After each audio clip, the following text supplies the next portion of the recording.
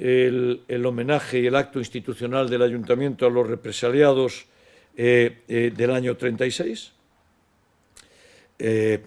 a los que el 27 de agosto del 36 fueron fusilados, fundamentalmente dos alcaldes, Emilio Martínez Garrido, alcalde de Vigo, y José Antela Conde, alcalde de Lavadores, actual ciudad de Vigo. Y también hicimos un homenaje al resto de los represaliados, pero institucionalmente a los dos alcaldes que fueron represaliados. También un concejal de Vigo, Ubaldo Gil Santostegui, que fue también fusilado el día 27 de agosto de 1936. Y yo quiero que haya este acto institucional, al que invité a toda la corporación local.